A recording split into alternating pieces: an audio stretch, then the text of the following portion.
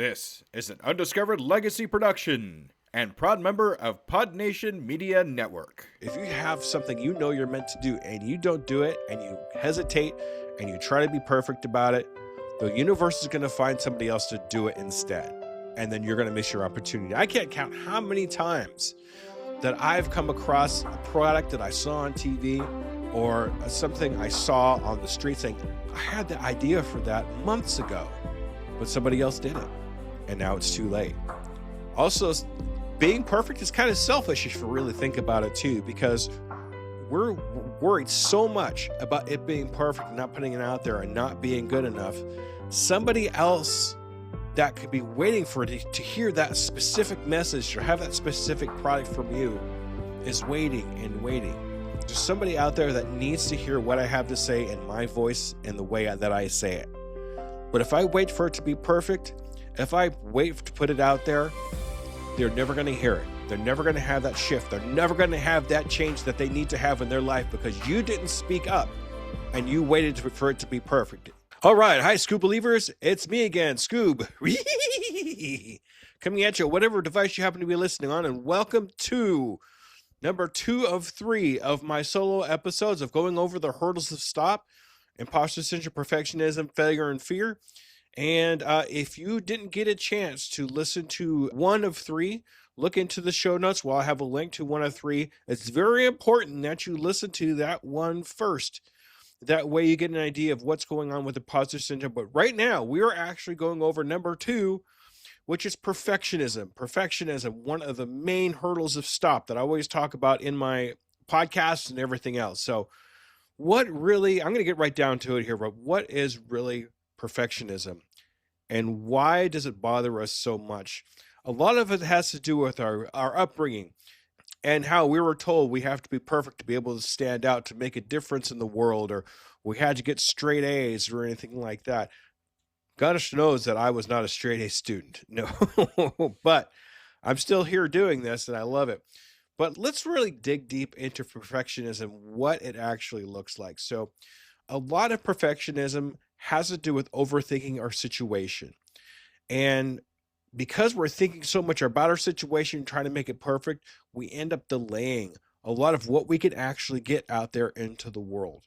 It's really hard to put anything out there if we're trying to be perfectionists and try to make it perfect in and out, up and down, whatever we need to do to make it right for us as being a part of perfectionism, but it delays us.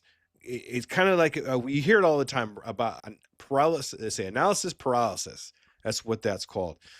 And we're just analyzing everything over and over again, making a little tweak here, making a tweak there. But at the same time, we are losing opportunities. And that's another part of it too, missing opportunities, because we're sitting there trying to make everything perfect so much that we're not going to put anything out there till it's perfect. But at the same time, we're missing opportunities that are coming along, and we're pushing opportunities to the side. It's not ready yet.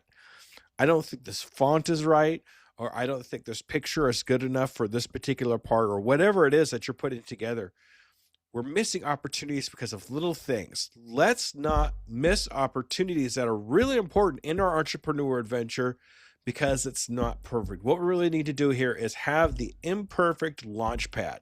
And why good enough is the only way to greatness. We really get stuck in the pre-launch world. And we tend to want to stay in a safe place where there's no judges, where people can't judge what we're doing until we get it in our mind perfect. And we really can't be doing that to ourselves. What we really need to do is get our stuff out there. We really need to put our stuff out there so we can get real world feedback from our stuff, from our products, or from whatever it is that we're putting out there. That's what's going to make the difference for us, because we may think it's perfect. After so much time putting it out there, it's our minds, and we're guessing that we think it's what everybody wants. But more times than not, if we're guessing what people want, we're not going to get it right. What we need to do is put something out there that's 80% right. We have to be comfortable with 80% of what it is we put out there, and then put it out there and see what happens. And get feedback from people saying, this is great, but I think this would be better for you, or I don't think this is so great. Let's make a change and then take that into consideration and move along that way. Let's not miss opportunities and let's not drain resources because you go back over and over and over again trying to fix it. We're draining one of our main resources as entrepreneurs or anybody for that matter, and that's time. Time is our greatest resource we have, and we're trying to get it done over and over again, waiting for it to be perfect, keep tweaking it, and we're losing time. Let's not lose that time. Let's not drain resources. Some of us are draining money resources for trying to be perfect. That's one of the worst things you could do. Time and money, right? That's what everybody always talks about. Time is money, money, time, however it goes. But let's not drain that money. Let's not drain that time and drain those resources for trying to be perfect for ourselves. And then when we finally put it out there, we're disappointed because nobody wants it because we were guessing what people wanted it to be. So let's not do that. Something I like to talk about too when it comes to perfectionism is a mask. We hide behind perfectionism because we're not vulnerable and comfortable enough to put out what we need to put out. We don't think it's good enough. And it kind of does tie into a little bit of imposter syndrome too. We hide behind this mask of perfectionism. And I remember in one of my most favorite episodes of Undiscovered Entrepreneur was with John Lee Dumas. And John Lee Dumas said on my podcast, "You're not a perfectionist, you're a coward. You're scared to put it out there. So you keep putting it off, making this change, making that change, instead of putting it out there and just seeing what people are going to say." We get so worried about what people are going to say. We have to be vulnerable enough to put something out there that's not going to be perfect. We almost don't want it to be perfect. And here's another thing I hear a lot about too. It's not the right time. This is an excuse I hear over and over and over again about perfectionism. It's never the right time. It's never the perfect time. It's never going to be the perfect time. The perfect time is not on the calendar. There's never a circle where that X is going to be because it's never the perfect time. So instead of waiting for the perfect time that never shows up, just do it now. Do it today. Get across the start line, like I'm always saying. And while you're sitting there busy analyzing when the right time is, the market moves on, and then it's too late. I heard another one of my podcasts.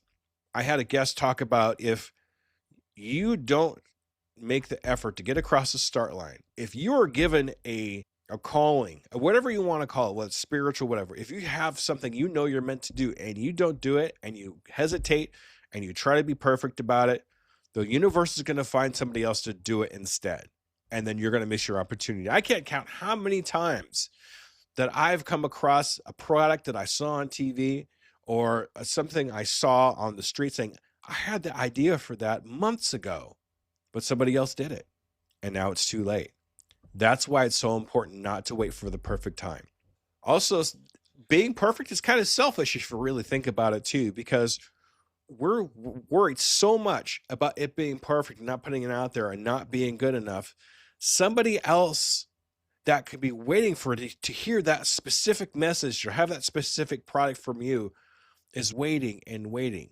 I come across this a lot on my podcast too.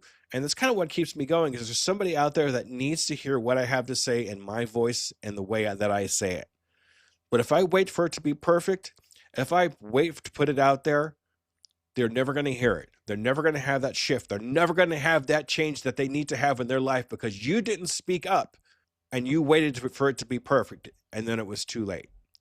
That's why it's so important to get out there now. Don't be selfish in that silence. Put it out there now. It's very important to be okay with B- work.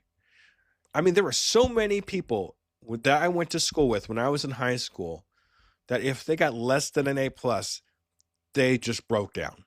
I was not an A+ student, but I was okay with that because I was still myself and I still was able to put work out there and be okay with it. But 80% is good enough. Just get it out there. B- work is okay. Don't get 100% stuck in your head because then we'll just go right in doing what we talked about, what we're doing before is just waiting. The waiting game is the worst game. We always have to remember that a plan executed now, a violent plan that executed now is better than a perfect plan executed by next week. If we put something out there right now, we'll start getting feedback from it right now. The longer you take to put it out there, the longer it's going to take for you to get the feedback that actually makes it a product that people would want to have. So don't wait. Get across the start line. Put it out there right now. So how do we actually overcome these things? We're feeling these things. We're feeling perfectionism. We're realizing that we're waiting. Eventually you will recognize it. You'll see it because you keep going back to it over and over again. Here's a couple tips for you that I found very helpful for me. First of all, put a time limit for yourself. If you're going to put something out there, maybe it's like a short or something like that, or like just a graph or something really simple, set a timer for 5 minutes and just do the thing. Do it in a way that you're focused on it. And then when the alarm goes off or whatever it is, see where you're at.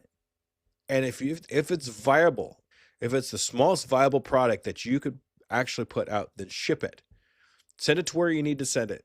Maybe if you just want to get some ideas from family members or some trusted friends that you could send it to, say, how does this look? That way you can get feedback from it right away.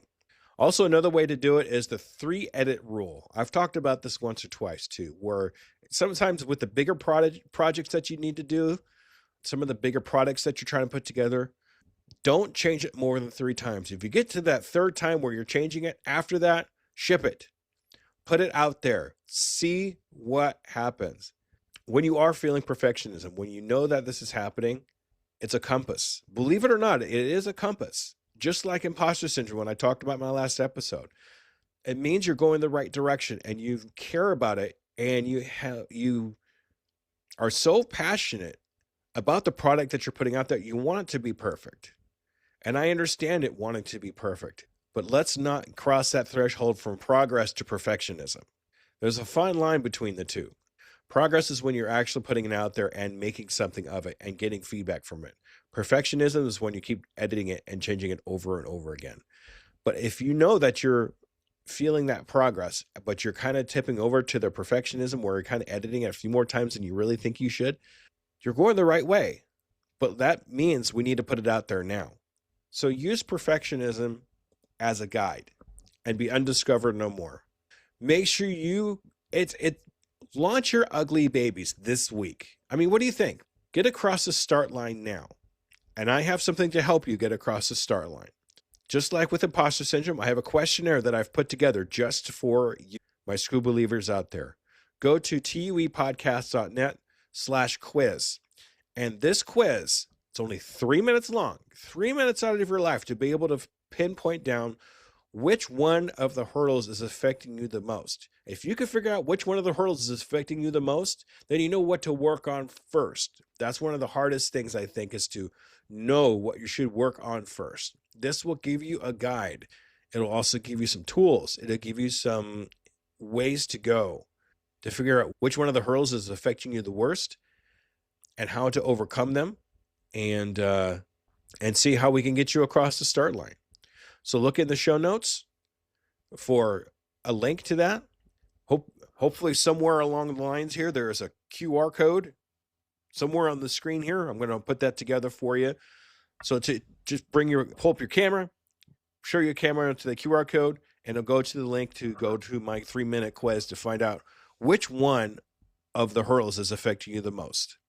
Getting across the start line, whether it be perfectionism, imposter syndrome, failure, or fear, these are all tools that you can use for yourself. Don't be afraid to use these as tools. Look at them in a different way. Look at them in a different angle than you're used to. I think you'll see something a little bit different, a little bit special that you haven't seen before if you just look at them a different way. With that, I'm going to say thank you, School Believers, for another awesome episode. The next episode you'll have with me is 3 of 3, where we'll go over fear and failure, 2 of the main things that stick together in this whole thing. All right, everybody. Thank you. Bye-bye.